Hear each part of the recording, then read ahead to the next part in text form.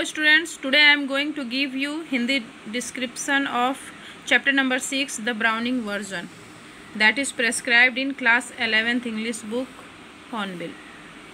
The Browning version is written by Terence Rattigan. At first, let us talk about introduction. This chapter is a short extract from the play The Browning version written by Terence Rattigan. Extract क्या होता है? Extract होता है टुकड़ा या खंड. तो ये जो चैप्टर है द ब्राउनिंग वर्जन, ये एक प्ले है, एक ड्रामा है द ब्राउनिंग वर्जन, जिसको लिखे हैं टेरेंस रेटिगन ने. तो उस पूरे ड्रामा को इसमें प्रेस्क्राइब नहीं किया गया है, उस ड्रामा के कुछ पार्ट्स को, यानी एक सीन को लेकर के क्लास 11th के बुक हॉर्नबिल में प्रेस्क्राइब कर दिया गया है. उसका नाम दिया गया है the browning version. Same name है, मगर पूरा ड्रामा नहीं है, ड्रामा का एक भाग है. It is one act play set in a school. There are ये एक वन एक्ट प्ले है, एकांकी है, जो कि एक स्कूल में सेट है. There are 3 characters in the play. इस प्ले में, इस ड्रामा में कितने कैरेक्टर्स हैं? 3. कौन कौन है? Taplow, Frank and Mister Crocker Harris. 3 लोग हैं, टैप्लो, फ्रैंक और Mister Crocker Harry. Taplow is 16 years old student. Taplow कौन है? एक 16 साल का स्टूडेंट है. Frank is a young teacher. Frank कौन है? एक यंग टीचर है.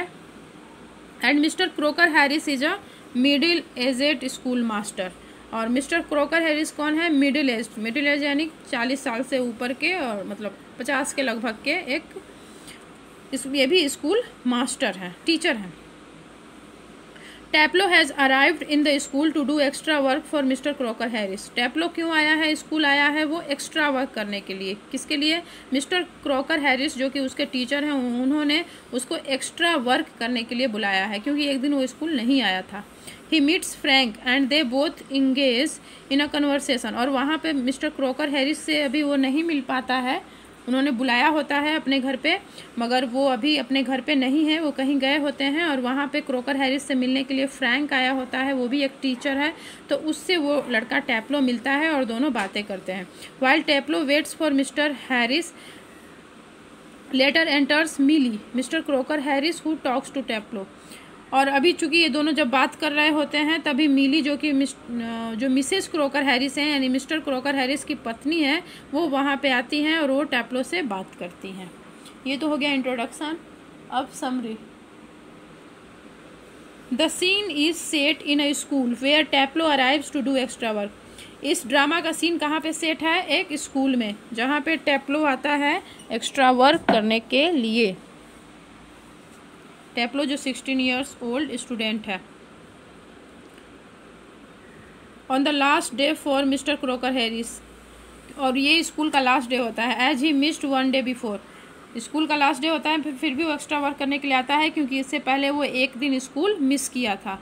मतलब इससे पता चलता है कि क्रॉकर हैरिस जो है काफ़ी स्ट्रिक्ट टीचर हैं. अगर बच्चा कोई किसी दिन गैप कर देता है, स्कूल नहीं आता है, तो उससे वो एक्स्ट्रा काम करवाते हैं. मतलब उसको बुला करके उससे लेसन से ही रिलेटेड, ऐसा नहीं कि अपने घर का काम करवाते हैं, लेसन से ही रिलेटेड उससे वर्क करवाते हैं, मतलब उसको पढ़ाते हैं, उसको कुछ वर्क देंगे उसकी लेसन से related. He finds Frank a science teacher in the school. और वहाँ पे उसको एक फ्रैंक मिलता है, जो कि एक साइंस टीचर हैं. Frank ask him his name and the reason he is there that day. Frank उससे उसका नाम पूछते हैं और पूछते हैं कि वो उस दिन क्यों आया है. भाई उस दिन तो क्लास चल नहीं रही है, उस दिन तो लास्ट डे है, अब उसके बाद तो रिजल्ट अनाउंस होने वाला है, फिर वो क्यों आया है स्कूल. तो वहाँ पे टैप्लो बताता है कि मुझे सर ने बुलाया है, क्योंकि मैंने एक दिन मिस कर दिया था. Taplow studies in the lower 5th standard and is about to get his result from his teacher. Taplow lower standard में पढ़ता है, 5th स्टैंडर्ड में, और वो उसको रिज़ल्ट मिलने वाला, मतलब उसके क्लास की रिज़ल्ट आने वाली होती है. मिस्टर हैरिस ही रिज़ल्ट अनाउंस करेंगे, मगर वो अगले दिन. Mister Crocker Harris usually reveal the result on the last day of school and unlike every other teacher he follows the rules and regulations strictly. ये जो मिस्टर क्रॉकर हैरिस हैं, ये काफ़ी स्ट्रिक्ट टीचर हैं और रूल रेगुलेशन को follow करने वाले हैं. जहाँ बाकी सब टीचर्स क्लास में ही बच्चों को उनका रिजल्ट बता देते हैं, मगर ये बिल्कुल भी रिजल्ट डिस्क्लोज नहीं करते हैं, और स्कूल के लास्ट डे ही बच्चों को रिजल्ट बताते हैं. मतलब जो स्कूल के रूल्स और रेगुलेशंस हैं उसको स्ट्रिक्टली फॉलो करते हैं. Taplow wants to take science as a remove because he finds the subject extremely interesting. Remove है यहाँ पे रिजल्ट से है, मतलब उनका जो रिमूव है मतलब मार्कशीट। तो टैप्लो क्या है, आगे साइंस पढ़ना चाहता है, तो उसके लिए उसके जो मार्कशीट में उसमें साइंस में अच्छे मार्क्स होने चाहिए, क्योंकि उसको साइंस में इंटरेस्ट है, वो उसको लगता है कि साइंस इंटरेस्टिंग सब्जेक्ट है। तो उसको रिमूव में उसको ऐसे मार्क्स चाहिए थे साइंस में, मतलब सफिशिएंट मार्क्स चाहिए थे, ताकि वो आगे चल के मतलब अब नेक्स्ट क्लास में साइंस ऑप्ट कर सके, साइंस को सिलेक्ट कर सके। Frank on the other hand does not like what he teaches in the school. और फ्रैंक है, उसको नहीं पसंद है कि क्रॉकर हैरिस जो भी पढ़ाते हैं उसको उतना नहीं पसंद है, और वो फ्रैंक की बातों से लगता है कि वो नहीं चाहता है कि टैप्लो साइंस ले, क्योंकि साइंस लेगा तो टैप्लो भी अब फ्रैंक का स्टूडेंट्स बन जाएगा, इसलिए वो नहीं चाहते हैं। इसलिए उसको गुमराह करते हैं कि साइंस क्यों, तुम कोई दूसरा सब्जेक्ट भी ले सकते हो, क्योंकि वो टैप्लो को एज ए स्टूडेंट अपने स्टूडेंट के रूप में स्वीकार नहीं करना चाहते हैं। Mister Crocker Harris is hardly human as he never shrivels up. He told Tapler that he will get what he deserves, nothing less and nothing more, and this makes him tensed. तो वो उससे पूछते हैं Frank से कि तुम्हें क्या लगता है कि तुम साइंस में पास हो जाओगे, तुम्हें इतने मार्क्स मिल जाएंगे कि तुम आगे साइंस ले लोगे। मिस्टर क्रॉकर हैरिस ने कुछ इंडिकेशन दिया है कि तुम्हारा कितना मार्क्स है, तो बोला कि नहीं, वो काफ़ी उनको वो कभी भी झुकते नहीं है, कभी भी कितना भी उनसे पूछो वो नहीं बताते हैं। उन्होंने बस यही किया है कि बताया है कि तुम जितना डिजर्व करते हो तुमको उतना मिलेगा, ना ज़्यादा ना कम, मतलब तुमने जितना एग्ज़ाम में लिखा है उतना ही मिलेगा। Frank admits that he envies mister Crocker Harris because of the effect he has on them.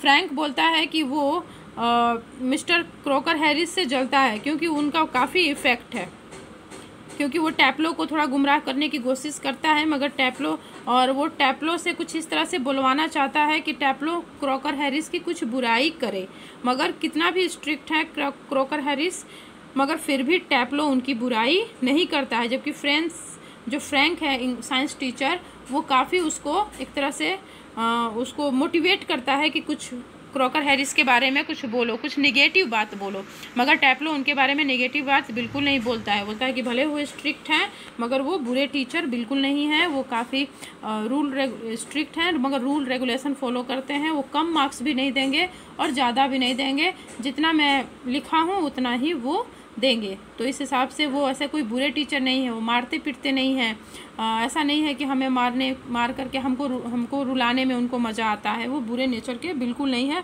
बस रूल रेगुलेशन एकदम स्ट्रिक्टली फॉलो करते हैं। तो फ्रैंक उसको कितना भी इनकरेज करता है हैरिस के खिलाफ बोलने के लिए, मगर फिर भी वो टैप्लो उनके बारे में कुछ भी बुरा नहीं बोलता है। तब यहाँ पे फ्रैंक बोलता है कि मुझे क्रैकर हैरिस से जलन है कि इतना मेरे कहने के बावजूद भी तुमने उनके खिलाफ कुछ भी बुरा भला नहीं कहा, जबकि वो मार्क्स बहुत कम देते हैं। Taplow told him that he never shows his emotions like other teachers and never beats them up like other masters. बोलते हैं कि वो कभी भी अपने इमोशंस बच्चों के प्रति नहीं दिखलाते हैं हैरिस, ऐसा नहीं है कि बहुत ज़्यादा प्यार करने लगेंगे, और न ही बाकी टीचर्स की तरह कभी भी वो मारते पीटते भी हैं। He is not a sadist, वो सैडिस्ट नहीं है। सैडिस्ट मतलब होता है वो इंसान जो दूसरों को दुख देने में सुख प्राप्त करता है, मतलब ऐसे इंसान जिनको दूसरों को मारने पीटने में, दूसरों को रुलाने में मज़ा आता है, उसको बोलते हैं सैडिस्ट। तो बोलता है कि हमारे जो टीचर हैं क्रॉकर हैरिस, वो सैडिस्ट तो बिल्कुल नहीं है, वो मारते पीटते बिल्कुल नहीं है। हाँ, बहुत ज़्यादा मतलब ऐसा भी नहीं कि बहुत लाड़ भी नहीं दिखाते हैं, बहुत ही मतलब रिजर्व इमोशन के हैं, वो अपने इमोशंस बहुत ही रिजर्व करके रखते हैं, ना बहुत ज़्यादा प्यार दिखाएंगे ना बहुत ज़्यादा गुस्सा दिखाएंगे, जो जैसा लिखेगा जो जैसा करेगा उसको उतना मार्क्स देंगे। ऐसा नहीं है कि किसी को बहुत ज़्यादा प्यार करते हैं, कोई बहुत अच्छा लड़का अच्छा कर रहा है या उनका कहीं हेल्प कर देता है, तो ऐसा नहीं है कि उनकी कहीं हेल्प कर दिया तो उसको मार्क्स बढ़ा देंगे, या ऐसा भी नहीं है कि जो लड़का नहीं पढ़ाई कर रहा है या फिर उनको अगर तंग कर रहा है तो उसके मार्क्स काट देंगे। नहीं, मार्क्स के मामले में जो जैसा लिखेगा वैसा ही देंगे, किसी के पर्सनल बिहेवियर को मार्क्स में नहीं काउंट करते हैं, इसलिए वो सैडिस्ट नहीं है। जैसे कि जबकि बोलता है कि बाकी सब टीचर्स ऐसा करते हैं, बाकी सब टीचर्स अगर किसी बच्चे को ज़्यादा पसंद करते हैं तो उसको ज़्यादा मार्क्स दे देते हैं, और किसी बच्चे का बिहेवियर अगर टीचर को पसंद नहीं आता है तो उसको वो कम मार्क्स दे देते हैं, मगर हमारे जो सर हैं क्रॉकर हैरिस वो ऐसा बिल्कुल नहीं करते हैं।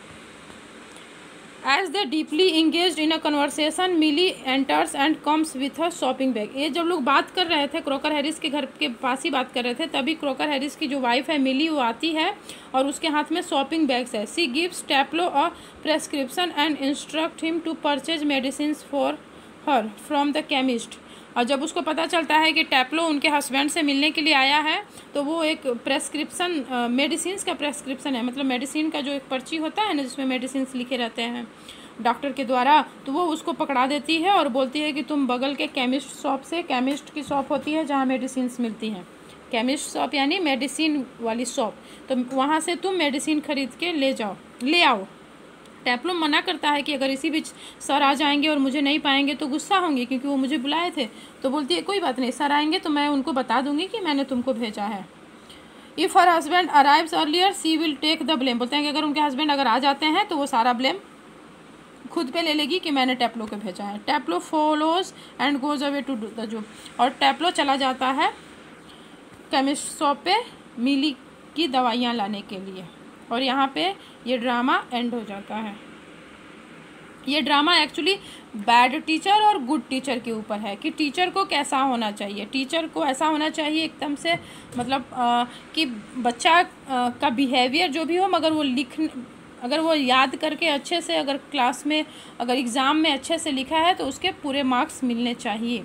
और ऐसा नहीं है कि बच्चा नहीं लिखा है मगर वो टीचर्स के साथ उसका बिहेवियर बहुत अच्छा है, तो ऐसा नहीं है कि उसको बढ़ा चढ़ा के मार्क्स दे दो। मतलब मार्क्स के मामले में यहाँ पे है कि जो जैसे लिखा है, मतलब जिसने लर्न करके अच्छे से लिखा है उसको फुल मार्क्स। बिहेवियर का इसमें इनपुट नहीं होना चाहिए। ओके।